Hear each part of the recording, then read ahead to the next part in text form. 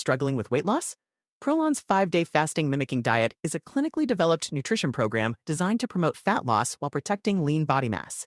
Developed at USC's Longevity Institute, it assists the body in entering a fasting-like state that helps reset metabolism and target visceral fat. In just 5 days, Prolon offers a science-backed approach to weight loss without extreme restriction or guesswork. Get 15% off plus a $40 bonus gift when you subscribe at prolonlife.com/now. This episode is brought to you by Fox One.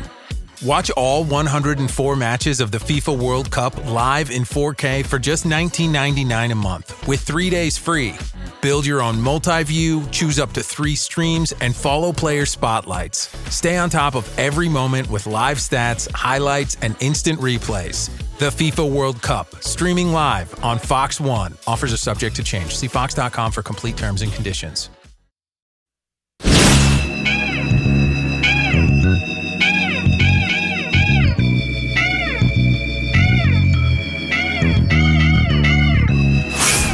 The sound of praise for your Sunday morning. The only one who could ever teach me.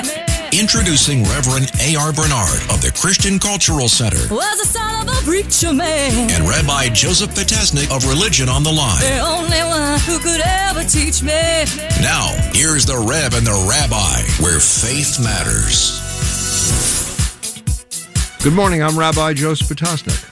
And I'm Reverend A.R. Bernard. Reverend, I haven't been following the news lately. Did the Knicks win? Right. Where have you been? You have been off the planet, if you're asking that question. Wow. Let me tell you. It was a big win. Knicks in 5, okay? I'm a big Knicks fan. After Knicks in 53. Knicks in 5, Yeah. you know. Well, they have 2 million people. I looked for you. I didn't see you, but I looked for you. I was comfortably seated where I needed to be. You had front row seat, I understand. Front row seat in my recliner and on the big watching the big screen. That was the place to be. I tell you, I saw all the angles. As one from Boston, I have come to admire this team. Its behavior, sportsmanship, its example for the kids is, I think, very, very good, very positive. Yeah. You know, I love the fact that something like this brings the city together in a beautiful way. Usually we have to come together around crisis, you know, and it's true. We've heard this again and again.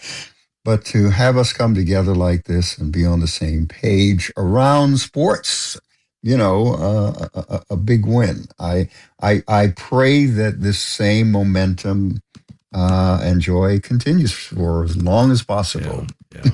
I wasn't crazy about the shirtless representative. I'm not sure that was. By the way, I'm not talking about Mark Levine. That wasn't him. Yeah, right. No, but I mean, I don't know. There's a good taste standard that should be applied, and I thought that was in poor taste, but it didn't mar the day in any way. It just it didn't. Yeah. You know, we're always going to have someone who pushes the boundaries or seeks to stand out in some way. From what I understand from my intel from my grandkids, he's followed a tradition of another basketball player from a team a few years ago who won a championship, and he went shirtless for a week. So, look, he was tattooed all over the place. So, you know. Yeah, so you didn't know. He didn't have a shirt on. You didn't know. Yeah. All right.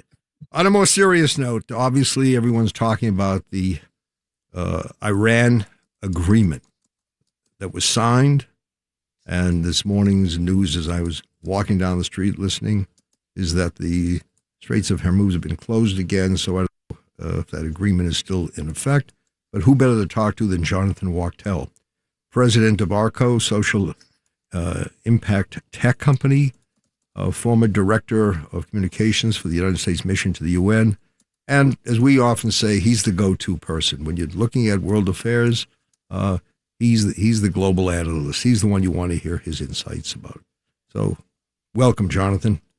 Hello, gentlemen. Give us an update. Where are we? And, you know, you hear the Straits of Hormuz are closed. I mean, the agreement has all kinds of people discussing, debating. Obviously, you know, in Israel, there is a real fear of what the ramifications are of such agreements. So let's talk to you. Well, you guys were talking about shirtless men. The big question here is, has the United States lost its shirt? That's the big debate now. So, one thing to watch, and, the activity on the Strait of Hormuz, Lebanon, we're seeing that Hezbollah is striking at the IDF. Actions speak louder than words. So whatever this deal is, it's not worth anything if we're not paying close attention to actual action. And in this case, it is the regime, which, the past is the best predictor of future behavior, is used to pushing things to a painful degree for its adversaries, and always being an irritant, and eagerly watching what both the U.S. response will be to any sort of disruption of the deal, and certainly trying to widen the wedge between the United States and Israel in Lebanon. So all these activities are deliberate. There's nothing accidental here.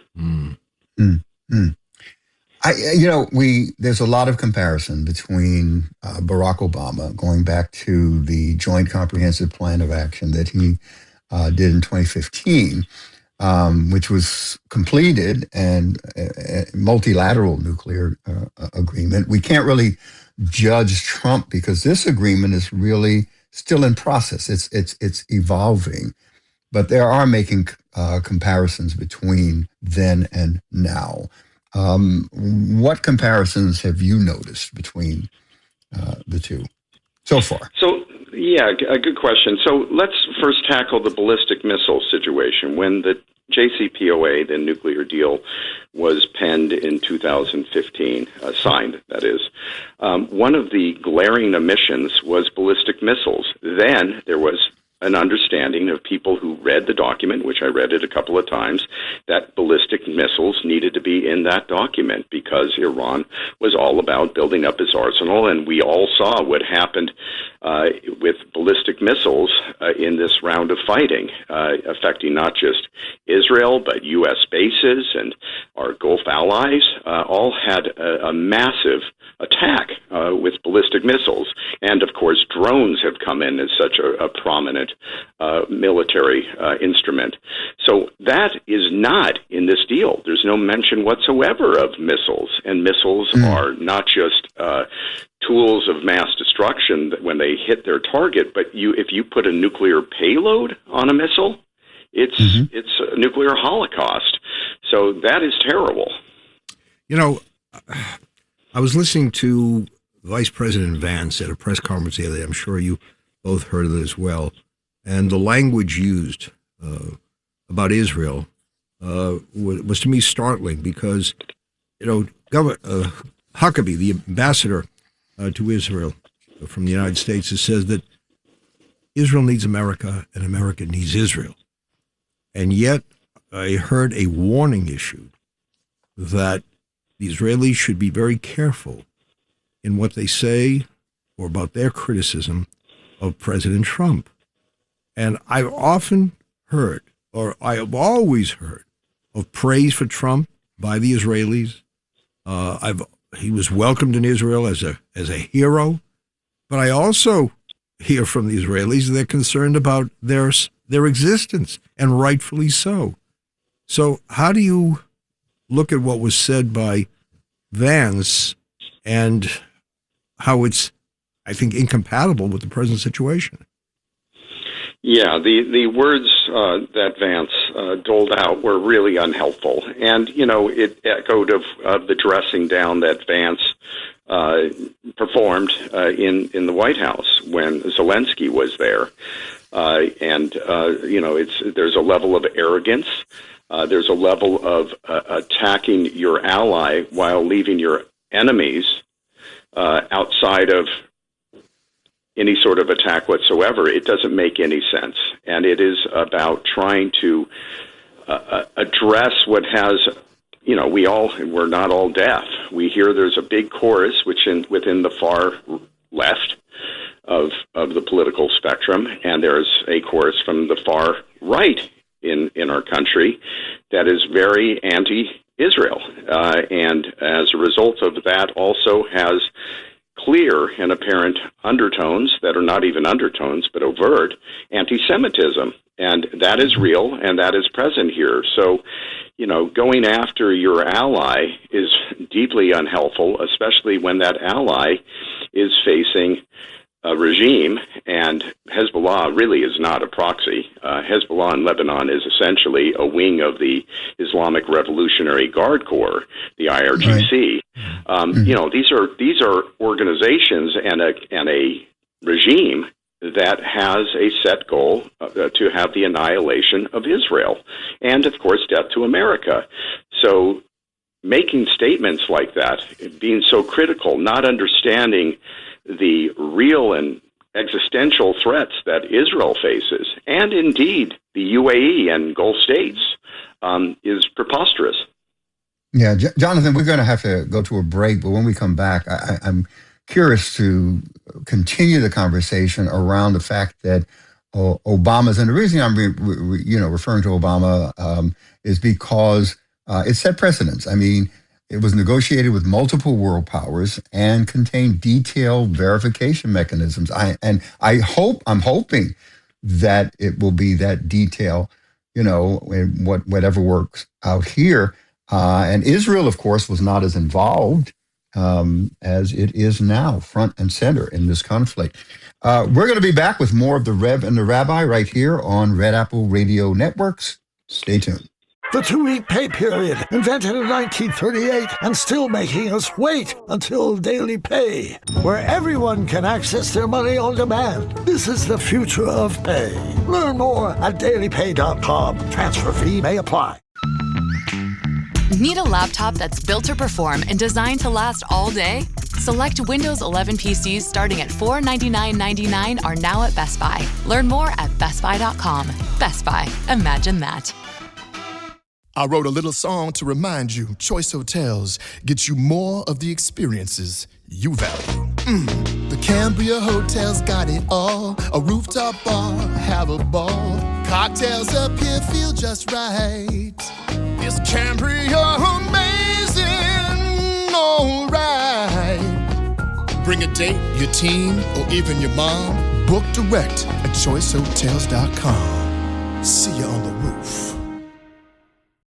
Starting a business can seem like a daunting task, unless you have a partner like Shopify. They have the tools you need to start and grow your business. From designing a website to marketing to selling and beyond, Shopify can help with everything you need. There's a reason millions of companies like Mattel, Heinz, and Allbirds continue to trust and use them. With Shopify on your side, turn your big business idea into... Sign up for your $1 per month trial at shopify.com/special offer. Reverend A.R. Bernard, Rabbi Joseph Peteznic, where faith matters. The Rev and the Rabbi.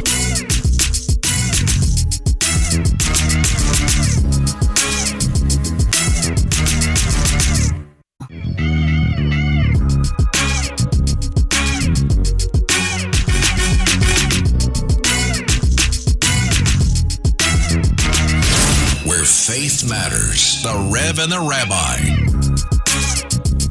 Welcome back. I'm Rabbi Joseph Peteznic. And I'm Reverend A.R. Bernard. We are speaking with Jonathan Wachtel, president of ARCO, a social impact tech company, global affairs analyst, former director of communications for the United States mission to the UN. And Rev, you had a question when we concluded last night. Before we had to take a break, go to a break, I was talking about the JCPOA, which was the agreement that Obama negotiated with Iran.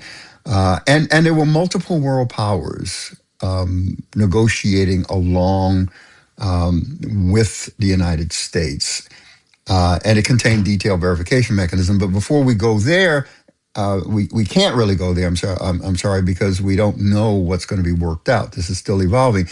But the fact that, there were world powers, other world powers who were in agreement. Have we isolated ourselves because of the president's tension with other world powers, especially allies?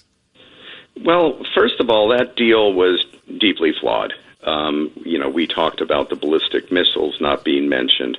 We also didn't talk about how the inspections that were organized within the deal left out key areas that International Atomic Energy Agency inspectors, the IAEA inspectors, who were supposed to go in and verify that Iran was in compliance, that they weren't enriching uranium, and so forth. They were not allowed into secret areas. They weren't allowed into Parchin and some of these other places that we've all heard about, in the recent news. Parchin and Natanz, and they weren't in there. So there was this blind area in which there was speculation that indeed the Iranian regime, the IRGC, was working on building nukes, and there was no way to verify one way or another. So that was a major problem. What gets worked out, if it is going to get worked out on the basis of this deal, is really foggy. There's no information about inspections and the breadth of what they're allowed to do in the country, the details of what to do about the 11 tons of uranium, and then what's to say the Iranians don't start again in their secret corners of their Iranian nuclear program to run centrifuges and do the enrichment on levels that are going to put them in position to break out with nuclear weapons. So, Jonathan, talk about the position of Israel at the present time. It's always hailed as America's best friend, the steadfast commitment. Israel has done much to annihilate many of those who are responsible for the deaths of American military, and now it sees itself backed into a corner.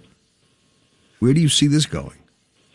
Well, there's been this effort to paint Israel as a bloodthirsty regime, essentially, with no moral grounds. And, one can obviously debate, the way the war was executed in Gaza and the collateral damage that happens when you're going after terrorists like Hezbollah or Hamas. And, what measures are you taking to ensure that civilian casualties are low? And you hear both sides of the argument, the Israelis and supporters of Israel. And military experts will talk about these ratios that it was actually quite impressive the way the IDF conducted themselves compared to other conflicts. And then you look at situations of what happened in World War II with the United States and allies blanket bombing, Dresden or whatever had to take place, or what happened in Hiroshima and Nagasaki to put an end to the Japanese emperor's conquest aspirations. So there are historical comparisons, modern comparisons that, it just becomes extremely contentious. But bottom line is there is an ongoing effort by the Qataris and other Muslim Brotherhood inspired countries and certain political members of the right and left in this country who really want to label Israel as a pariah state and enjoy that and like to see the squeeze that's happening and want to see that rift grow even greater. The basic truth is that Israel and the United States are both democracies, individual countries with their own needs and aspirations, but both based on Judeo-Christian principles of morality and democracy and an effort to evolve as peoples as opposed to autocratic regimes, terrorist regimes, which there are far too many. So it is extremely unfortunate to see the tide turning in directions that are really not only causing short-term damage to the relationship, but attempting to create long-term damage that isolates Israel, that separates Israel from the United States, when indeed the two countries have enjoyed a wonderful relationship that has helped the United States and Israel at the same time. Can there be, honestly, lasting peace in the Middle East? Because we have several realities that tend to be addressed individually instead of simultaneously. You've got military dimension, political, economic, religious, diplomatic. How can we bring that all together in some plan that would lead to some kind of lasting peace? Or am I being idealistic here? Look, being idealistic is something that we all want to have as our guiding principle, that's where we'd like to go. The basic truth is that there are really bad leaders in the Middle East who are making that dream, that vision, completely impossible. And one of those bad actors is the regime of the Islamic Republic of Iran that has been trying to spread their Islamic revolution across the region and frankly speaking, with allies trying to actually change the hearts and minds of the American population. So if we can contain the extremism, if we can get to a place where there isn't this effort to have dominance over your neighbors, then it ends. But let's look at Lebanon. There's a country that is really barely even able to be called a country today because it's completely dysfunctional because Hezbollah calls the shots there, and Hezbollah is Iran.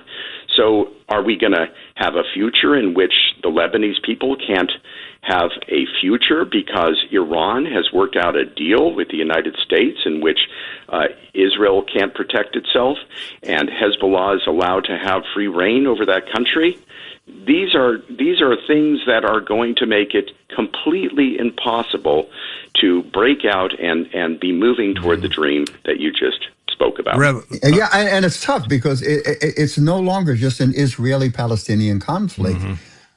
It involves Iran, Saudi Arabia, Turkey, Egypt, Qatar, the United States, of course, and Russia. So it's not confined to Israel, is Palestine. It's become expanded in terms of players that are involved in this conflict. We're going to have to take a break here. I think we ought to come back and ask Jonathan some more questions that are on people's minds. One of them being, Jonathan, that the president said, let Syria take care of Lebanon. And I listened to that. I said, Syria is barely taking care of Syria. So let's stay tuned. All right, we'll be back with more of the Rev and the Rabbi, an incredible conversation here about the Middle East. Stay tuned. Suffering from dry, tired, irritated eyes? Don't let dry eyes win. Use Sustain Pro. It hydrates, restores, and protects dry eyes for up to 12 hours. Sustain Pro. Triple action dry eye relief. This episode is brought to you by Redfin. You're listening to a podcast, which means you're probably multitasking. Maybe even scrolling home listings on Redfin, saving homes without expecting to get them. But Redfin isn't just built for endless browsing. It's built to help you find and own a home.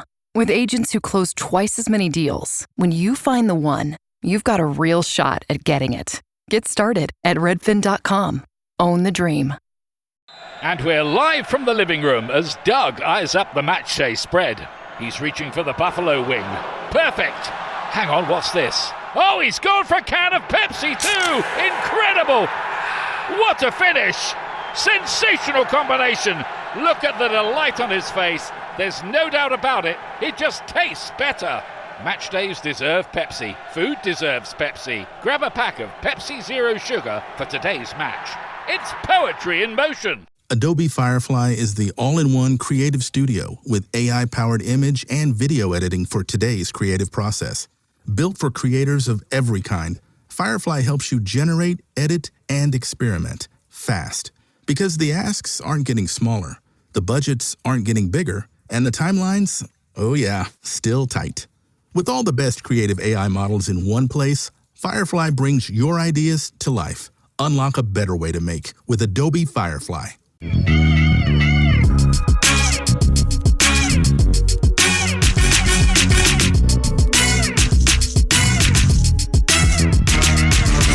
Reverend A.R. Bernard, Rabbi Joseph Peteznic, the Rev and the Rabbi. Welcome back. I'm Rabbi Joseph Peteznic. And I'm Reverend A.R. Bernard. We continue the conversation with Jonathan Wartell. So, Jonathan, Syria is now going to confront Hezbollah and solve the Lebanese crisis. I heard that and I said, what world are we living in? Oh, boy. This one's on the level of complete insanity. So, first of all, the Syrian president is enjoying his position in large part due to Israel degrading Hezbollah, his mortal enemy. This is President Shara, known also as Jalani, who happened to have been an ISIS leader before he reformed and became this peacenik, or whatever you're going to call him. That's some redemption, Rev. Yeah. Yeah. So, and this is new, and we our audience needs to know this is new. This is as of 2024. The Assad regime was replaced by this new leadership. So there's a whole new influence within Syria. I'm sorry, I just wanted to make that point.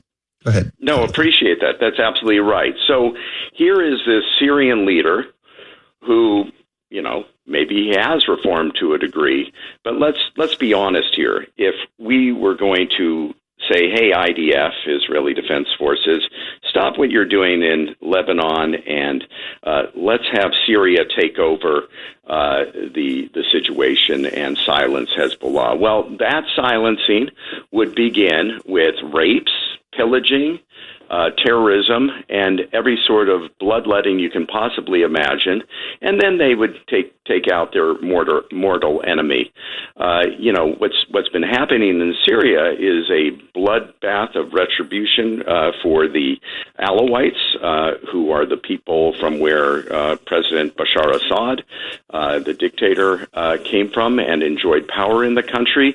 Christians have come under major assault across Syria, and of course the Kurds have been bashed by the Syrian powers that are there. So it's not a beautiful picture, and where Syria ends up, we'll see. But it's certainly an experiment in the process, and they certainly would not be anybody that I would hire to outsource taking on Hezbollah in a moral way that would protect civilians.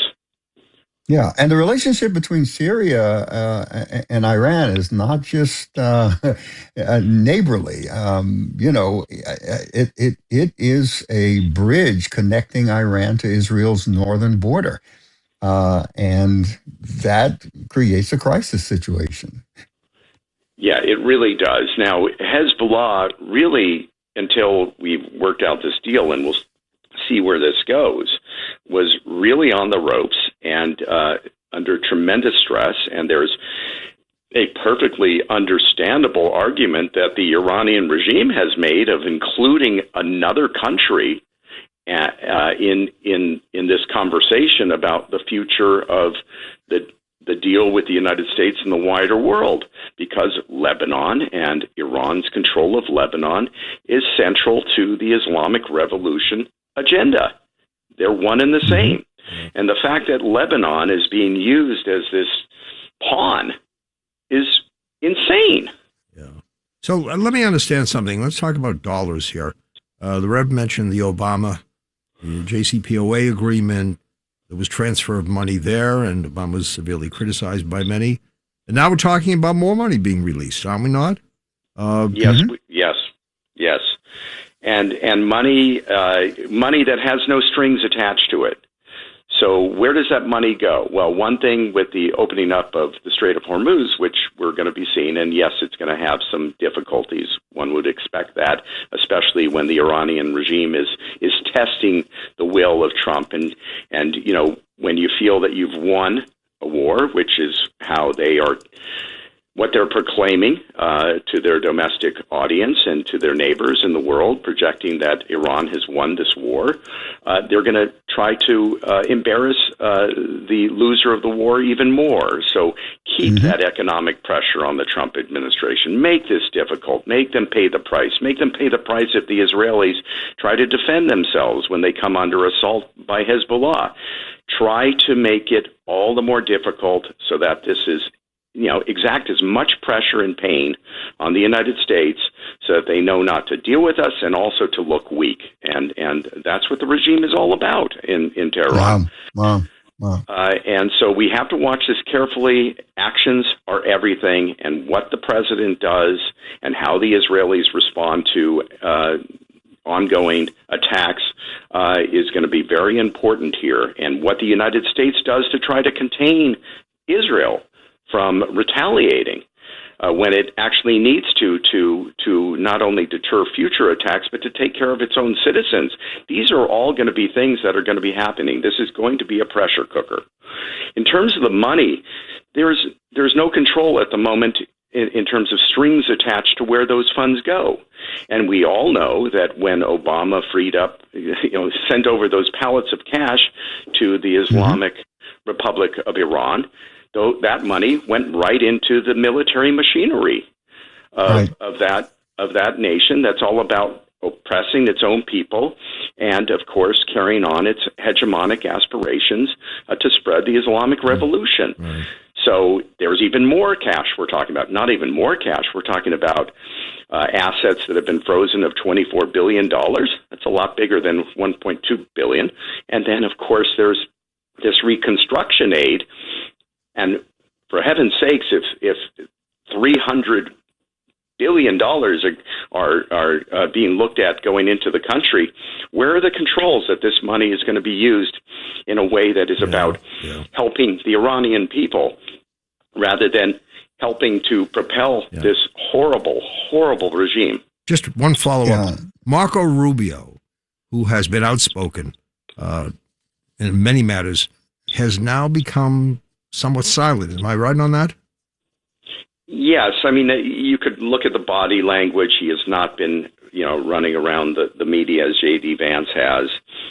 J.D. Vance has been using this opportunity to not only promote the deal, but also promote his book that's coming out, because J.D. Vance, of course, is looking at being the successor of President Trump. So it's a great stage for him. And one can interpret that Rubio has gone quiet because he's deeply unhappy about where this is going. Yeah. And that 1.2 billion is where Obama started. There are numbers reaching 50 to 60 billion, not 150 billion like is floating out there, but 50 to 60 billion. And I'm glad you brought up Vance, because you would say that, he's anticipating his own run for the presidency. Would you? Absolutely. And this, look, there's a risk to Vance if this goes sideways. As President Trump said to Vance, he quipped, but every joke has a lining of truth. You're going to own it, JD, if it goes round. Because his book Communion is about, returning to faith and the role of faith. And that's playing a big part in decision-making in this administration. The influence of the Christian faith and relationship with Israel and the understanding of biblical understandings and apocalyptic understandings. That's very real in terms of its influence in the current administration. Yes? Yeah, that's absolutely right. And of course, there are pundits out there who are trying to separate the historic lineage of Christianity and Judaism, and that Christianity is an offshoot of Judaism. And a rivalry of religions when really there isn't, but trying to create that when really there are other corners of the Abrahamic world in which there really are rivalries going on a serious level. But in terms of what Vance is doing, it is advancing Vance.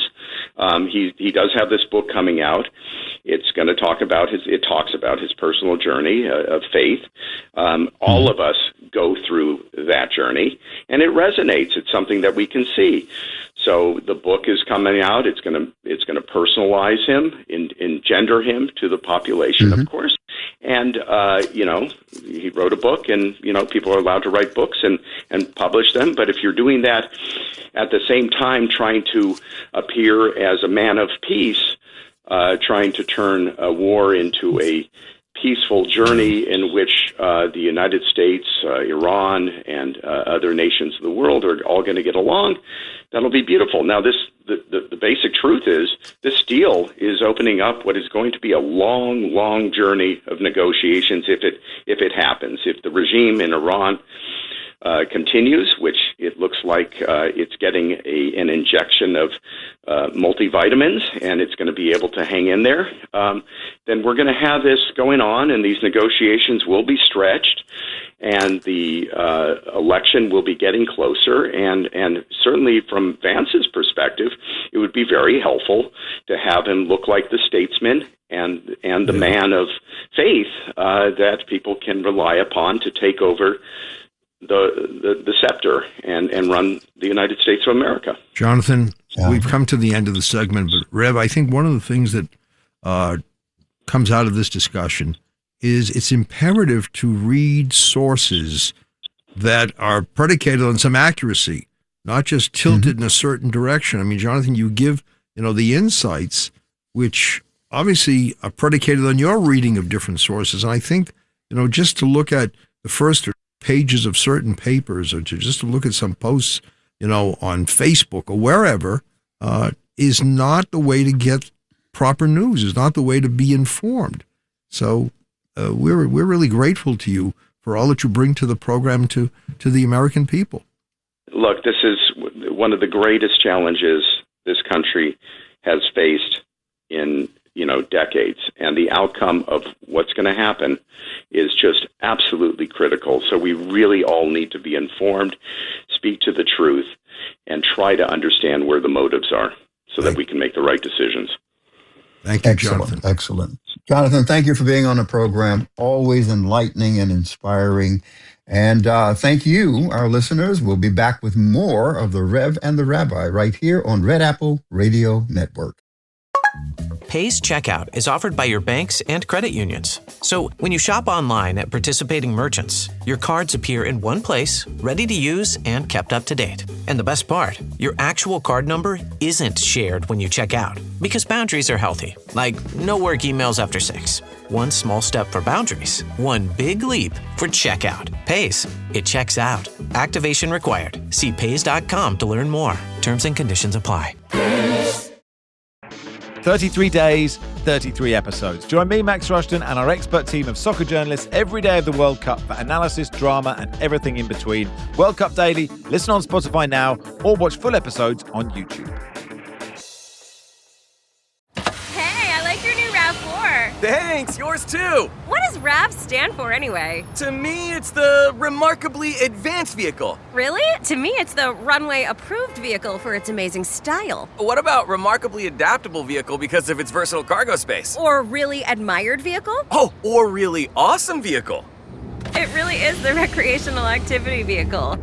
The stylish 2026 Toyota RAV4 Limited. What's your RAV4?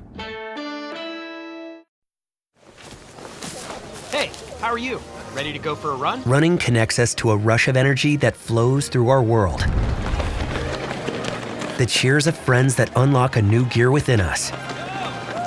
The intersection of interests that inspires a run crew. The support that gets you over the finish line.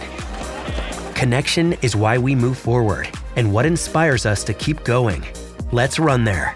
Learn more at brooksrunning.com. Reverend A.R. Bernard, Rabbi Joseph Peteznic, the Rev and the Rabbi.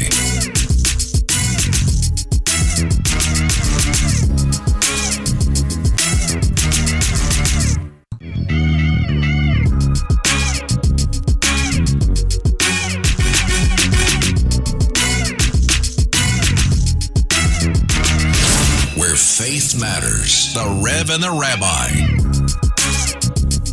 Welcome back. I'm Rabbi Joseph Peteznic. And I'm Reverend A.R. Bernard. Reverend, whenever we have Jonathan Wachtel, we walk away and say not only wow, but we learn something. And, it's not just looking at an agreement, it's looking at what it really means, what happens after the agreement goes into effect, whatever that means.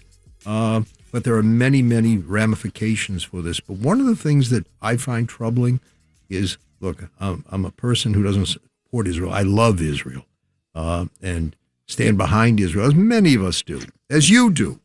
That doesn't mean that it's devoid of criticism. Of course, When we love something, we have a right to criticize, as long as we do it in a proper way. And the portion of the week we read this past week deals with Korach, who was rebellious, who didn't criticize, appropriately, but was looking to usurp power. But how do you feel comfortable with the American-Israel relationship when things are subject to change so quickly? We're allies, then we're portrayed by Vance as not such an ally. Where do we go? Well, it's an unpredictability. Look, our administration and our president has been predictably unpredictable, if I can say something like that. We don't know.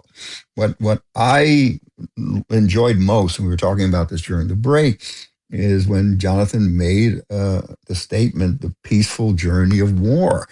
And it's paradox because peace and war appear to be opposites. And yet there are times where you have to make a decision. Sometimes peace is preserved by avoiding conflict, and sometimes peace is achieved by entering it. That's a crazy thing to think about. I didn't think about the paradox until he mentioned it. Of course, I'm going to spend some time with it, but what say you about that paradox? Look, in our tradition, we understand that, someone seeking to kill you, you have the right to kill that person first. You have to protect yourself. You don't have to surrender your life because someone has a design of destruction. It's an Israel. What is it supposed to do? That's what I find so frustrating here. Stand back, say to Syria, all right, you take over. That's the answer. Or say to the UN, you take over. That's the answer. I mean, we got to this place over the years because so many members of the international community did nothing. They just continued the economic relationship. They supported Iran. They built Iran to its present state, and now we're paying a price for it. We could have strangled them years ago economically and not have been here. But that, retrospect is always easy. But here we are. Yeah, but that I can understand because of this very paradox.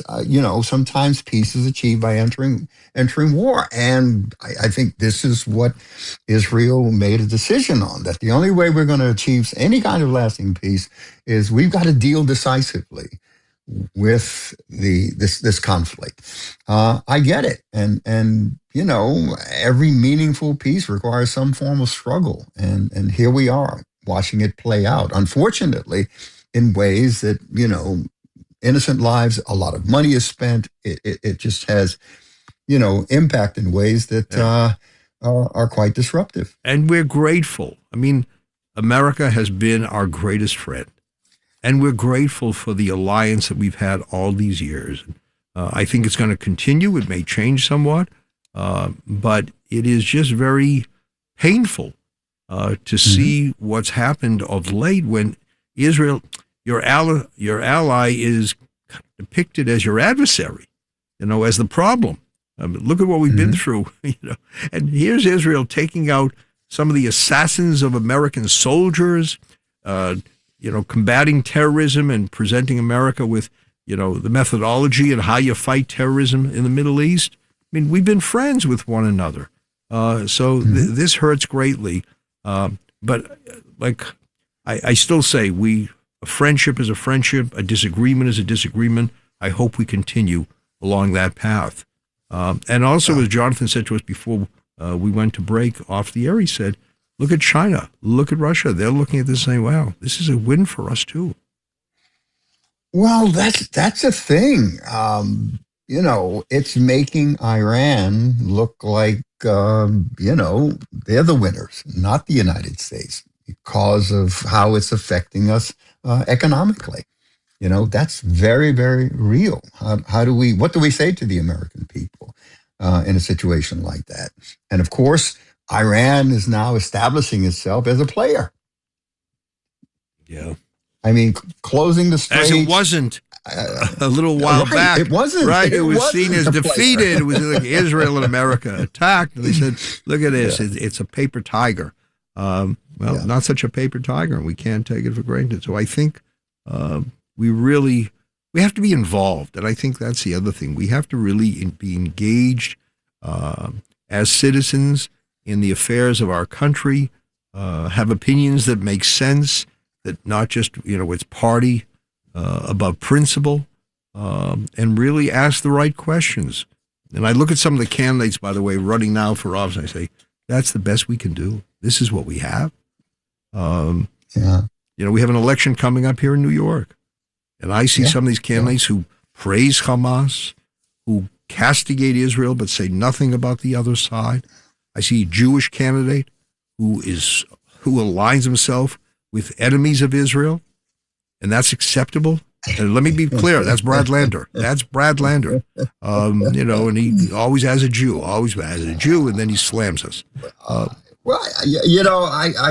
would analyze that a little differently. I try to make a distinction between people who actually have a belief system concerning an issue versus people who use an issue to advance themselves politically or socially. But they're not advancing the interests of their people.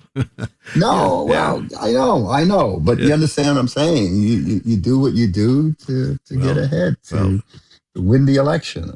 Is that what we teach our kids? Do anything possible just to win?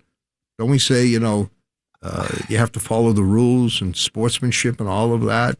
We say that to our children, but yet as adults, do whatever you have. If you have to step on the other person, do so. Cheat, whatever it takes to win. Winning is everything, right? Yeah. Well, we try to give them moral values. We try to give them an anchor for their soul, moral boundaries that they function in. But then they go out into the world and discover that not everyone is playing by those moral rules. What do they do, Rabbi? Well, we don't abandon that moral foundation. We're committed to our faith, which teaches us how to behave appropriately, to walk on a certain path. I mean, it's very clear. Read the prophets, read the Torah, read the New Testament, whatever. But it's clear that you have to be decent. You have to be honest. And the only way to teach your kids honesty is you yourself have to be honest. Teach them morality. You have to be moral.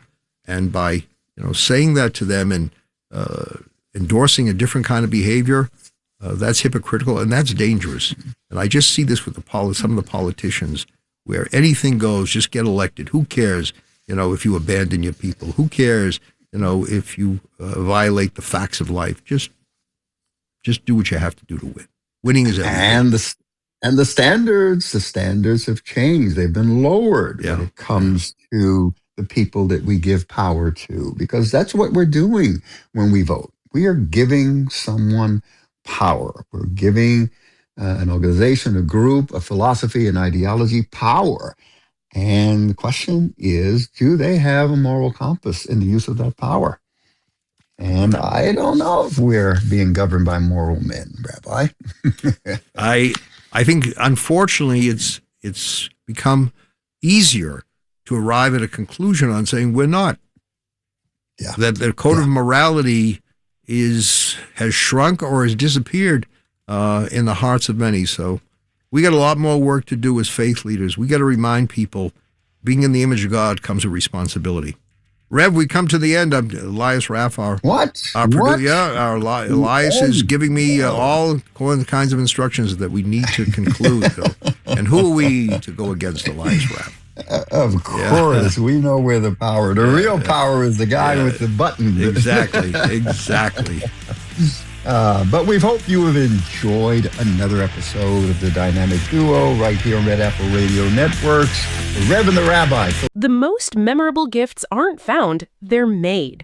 Zazzle is a custom marketplace where you pick any product, a mug, a card, a tote, a phone case, and make it personal. A photo, a name, an inside joke. The kind of gift that actually fits the person.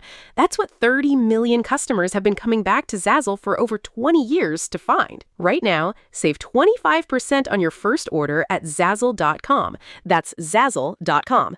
Make it zamazing. Hey there, it's Wayfair here, where delivery and setup are as easy as a few taps on your phone. You're relaxing in an old hammock, scrolling Wayfair's app, when you spot it, a brand new patio set. Next thing you know, Wayfair delivers it right to your patio and sets it up. Oh, you need a new grill too? All right, Wayfair's got you covered. With Wayfair's room of choice delivery and fast expert setup on qualifying orders, life gets a little easier. Visit wayfair.com or the Wayfair app. Wayfair, every style, every home.